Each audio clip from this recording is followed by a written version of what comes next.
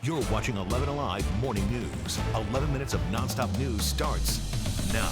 It is 6:47. We're kicking off your 11 minutes of nonstop news. Yeah, we'll have the latest news, traffic, and weather for the next 11 minutes only here on 11 Alive. A Georgia State trooper hit and killed while investigating a separate deadly crash.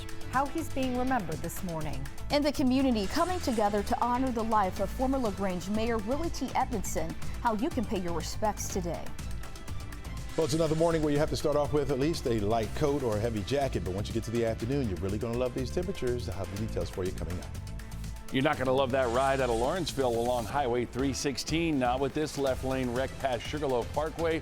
Already jamming you back to Highway 120. Don't worry, Lawrenceville. I've got your way around it. This morning, investigators are looking for answers following the tragic death of Georgia State Trooper Chase Rettner. He was killed while he was investigating a deadly crash on I-75 in Clayton County. 11 Alive's Jerry Carnes is live at the State Patrol headquarters, with the details. Good morning, Jerry. Good morning. The loss of Trooper Chase Rettner is stirring familiar emotions here at the headquarters of the Georgia State Patrol. His death comes just 3 weeks after Trooper Jimmy Sinescar lost his life during a pursuit in Gwinnett County. Chase Rettner was with the State Patrol's Specialized Collision Reconstruction Team. He was helping investigate a crash that took the life of a 68-year-old construction worker on I-75 in Clayton County when someone struck and killed him. Rettner was 28 years old and engaged to be married. His entire 7-year career in law enforcement was spent with the Georgia State Patrol. Back to you. Jerry, thank you.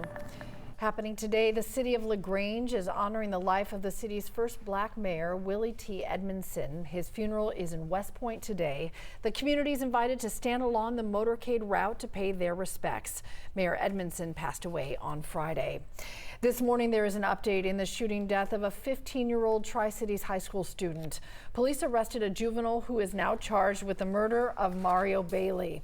It happened outside the high school basketball game in East Point. In just a few hours, advocates will gather at the state capitol to push for equal pay for Georgians with disabilities. Right now, Georgia is among the states that still allow qualifying employers to pay some workers with disabilities less than the minimum wage. Advocates say change is well overdue. So these are federally mandated certificates that companies can apply for.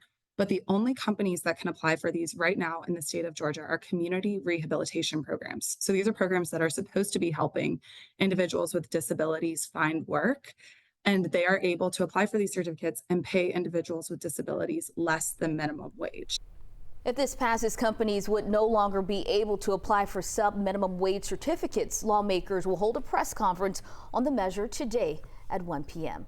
All right, your time now is 6:50 for a look of your forecast as we head into a Wednesday, and we're getting some sunshine. We're seeing some changes in the forecast, Chesley. I like the way you speak about it. You just smile and I'm just shake so your head happy about it. Yeah. Sunshine.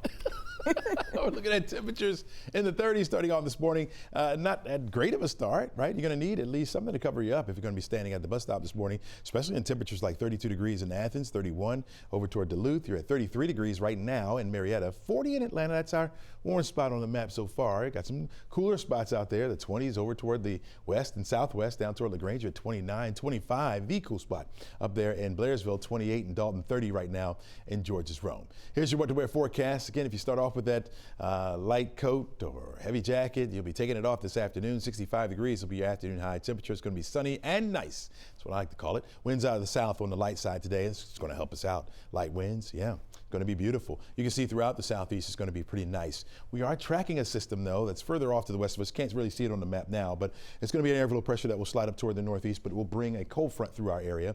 That's going to do two things. Well, it's going to increase our cloud cover, but that won't happen until tomorrow. And then it's going to bring us some rain. That won't happen until tomorrow night. Today we get a chance to enjoy thanks to the high pressure that's over the area. Notice the severe weather threat is off to the north and west of us, well off to the north and west, even north of Memphis. You see this dark green shade here. That's a level 1 threat or a marginal risk for severe weather. Same system headed toward us. will bring a chance for showers. Now that light green area just means a chance for a few scattered showers, possibly a thunderstorm or two. It covers all of North Georgia into central Georgia, and we won't see it until tomorrow night going into Friday morning. There could be a clap of thunder or two, but we are not anticipating any severe weather out of this at all. 30% chance of the rain late Thursday, early Friday. Friday afternoon, it clears out, and that's going to clear us up for the weekend as well. So if you got weekend plans, you're looking pretty good, folks. Yeah, it's going to be a nice one out there.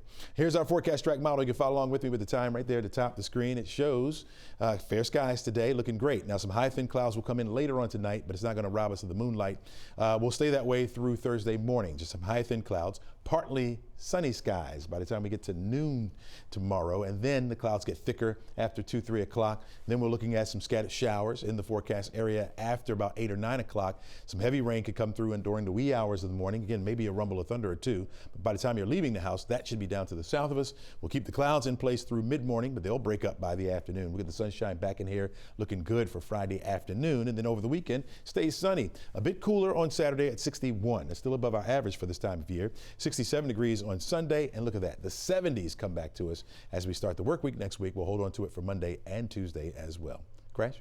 All right, Chesley, let's take it right up top. Sky Tracker beelined it right to our wreck there, blocking up that left lane on Highway 316 westbound past Sugarloaf Parkway. And as you can tell, you only got a couple of lanes up there, so you can only imagine what that is going to be doing to your ride on 316. Let's roll to the maps because I want to get you around this one, Lawrenceville. There's where it sits, a lot of activity, and it's already jamming you back towards Highway 120. So here's where we sit, 316 westbound, right there near Sugarloaf Parkway. Get to Highway 120. That's your best bet for an alternate. Look at 85 already slamming in through Norcross.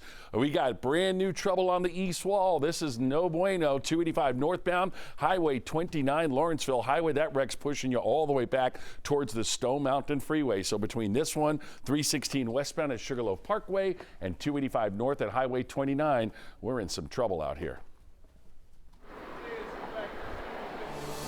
And I'm Liza Lucas this morning in downtown Atlanta following last month's cyber attack in Fulton County. And questions do continue this morning. Despite the crackdown on the group claiming responsibility, it may very well be that residents' data is still vulnerable. Now, we do know that Fulton County leaders decided not to pay a ransom after cyber criminals threatened to expose citizens' stolen personal information.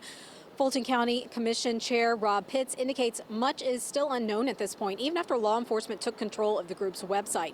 Pitts says the county still does not know if personal information was taken as the county continues to investigate. It's also not clear why the ransomware group removed Fulton County from its dark website after the ransom deadline passed on Friday. Cyber analysts tell 11 Alive it is still possible co-conspirators might have ended up with the data. We're going to continue to follow all of that and more. Chairman Pitts, in the meantime, says that the county will alert residents if they learn information was compromised. This morning, experts also emphasizing that everyone should stay vigilant, be mindful of changing your passwords, having two-factor verification, and you can also proactively protect yourself by freezing your credit. Back to you. Liza, thank you. It is 6:55, honoring Adeline Pierce's life by protecting other children. She was hit and killed as she was getting on her school bus, and now Addie's family is pushing for a new law. It would require bus stops on the same side of the street as the bus door. So every road in every county where a child lives would have to be driven on essentially twice. I don't think time should be an issue when it comes to safety. So I had time taken from us. So I just really hope that this time is not going to be an issue.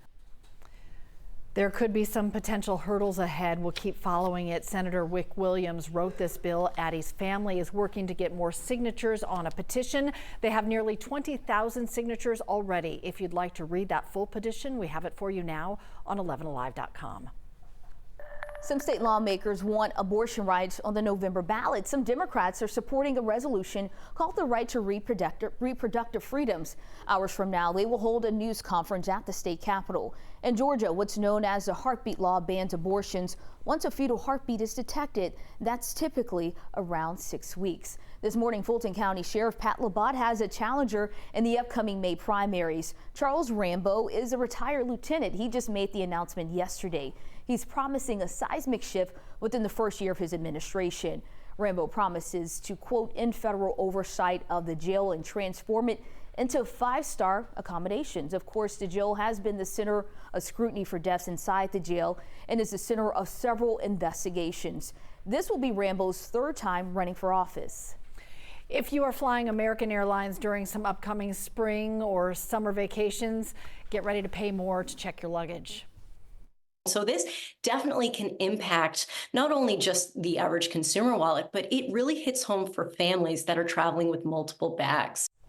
American raising the price for a checked bag from $30 to $40. Coming up on the Today Show, what it could mean for other airlines. Good morning, Chesley. Good morning, Cheryl. Good morning, everyone. By noon today, temperatures will be right around 55 degrees. We are starting off below the freezing mark in many spots this morning, so grab that coat, at least when you leave the house this morning. By this afternoon, you're going to take that off. Look at it, 65 degrees will be our afternoon high with crystal clear skies out there. It's going to be a nice afternoon. Go ahead and take advantage of it. You need to, because there will be some changes coming our way by tomorrow, but we'll have fair skies by 6 o'clock, looking at 60 for your temperature. Clouds come in for Thursday night going into Fridays when you'll see the rain. Crash?